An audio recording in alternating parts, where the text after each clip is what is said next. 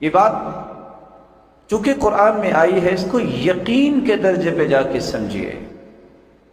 مصیبتیں، بیماریاں، غم اور دکھ آتے کیوں ہیں؟ اس کی بنیادی طور پہ 3 وجہ ہیں۔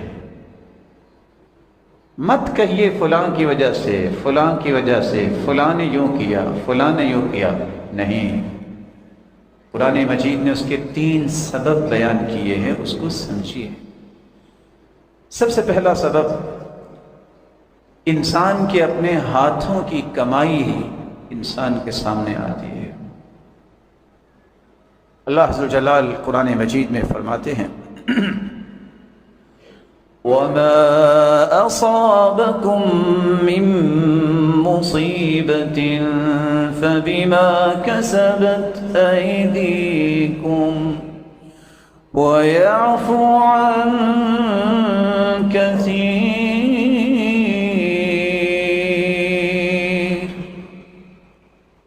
انسان کو کوئی دکھ اور غم پہنچتا ہے تو اس کے ہاتھوں کی کمائی ہوتی ہے۔ اللہ کی اکثر اللہ معاف کر دیتے ہیں۔ اور حدیث کے الفاظ ہیں لَن يَهْلِكَ النَّاسِ حَتَّى يُعْذَرُوا مِنْ أَنفُسِهِمْ، لوگ اس وقت تک ہلاکت کا سامنا نہیں کرتے جب تک ان پر عذر پورا نہ ہو جائے، یا وہ اپنے لیے خود عذر نہ تلاش کرنے لگ جائیں۔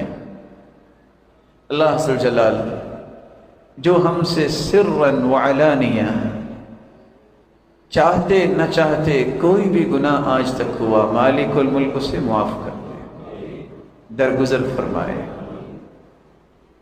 دوسرا سبب، اللہ عز و جلال کسی قوم کے اوپر یا انسانیت کے اوپر کوئی مصیبت مسلط فرماتے ہیں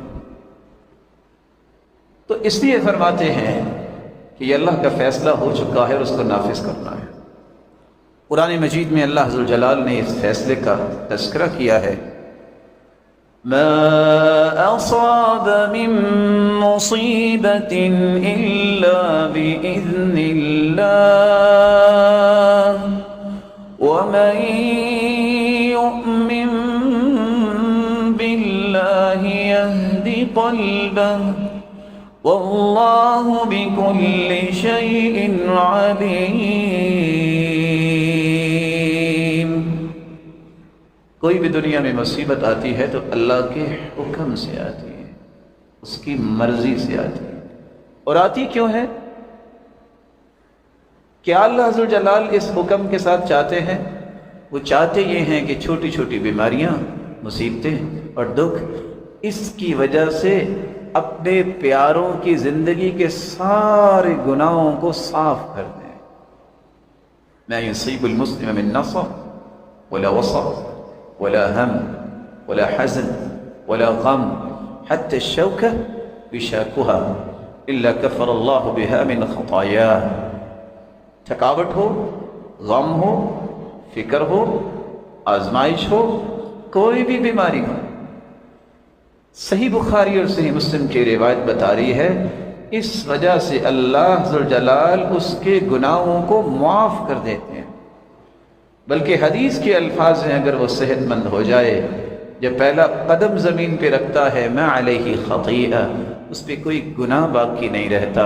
اور دوسری روایت کے الفاظ ہیں کہ یوم ولدتہ امہ، اللہ ذوالجلال اسے گناہوں سے اس طرح پاک صاف کر دیتے ہیں جیسے آج ہی اس کی والدہ نے اس کو جنا ہے اور نو مولود بچے پہ کوئی گناہ نہیں ہوتا۔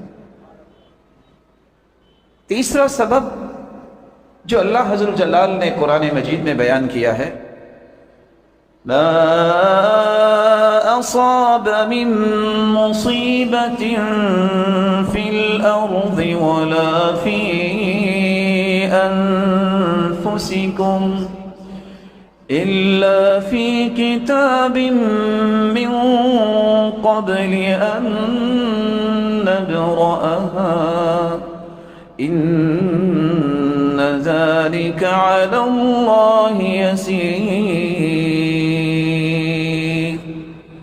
50,000 سال کائنات کی تخلیق سے پہلے اللہ نے لکھ دیا ہے۔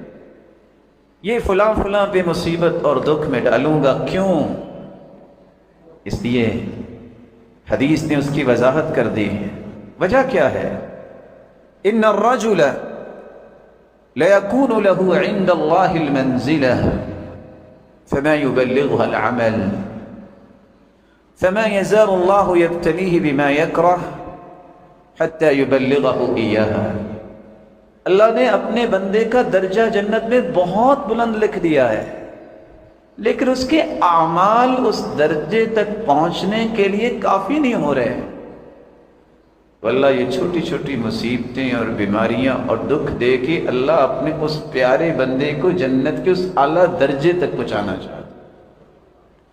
اللہ مالک الملک ہم سب کو معاف فرمائے، ہماری غلطیوں کوتاہیوں کو معاف فرمائے.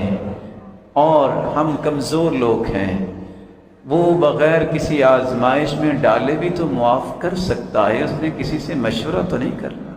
وہ تو مختار کل ہے، اسی کے فیصلے نافذ ہوتے ہیں. اور اگر اس نے لکھ دیا ہے تو یمحو اللہ ما یشاء ویثبت، وہ اس بات پر بھی قادر ہے کہ اپنی ہی لکھی ہوئی تقدیر کو مٹا دے اور اپنی تقدیر کو لکھی ہوئی کو ثابت رکھے، فیصلہ پھر بھی اسی کا ہی نافذ ہوگا.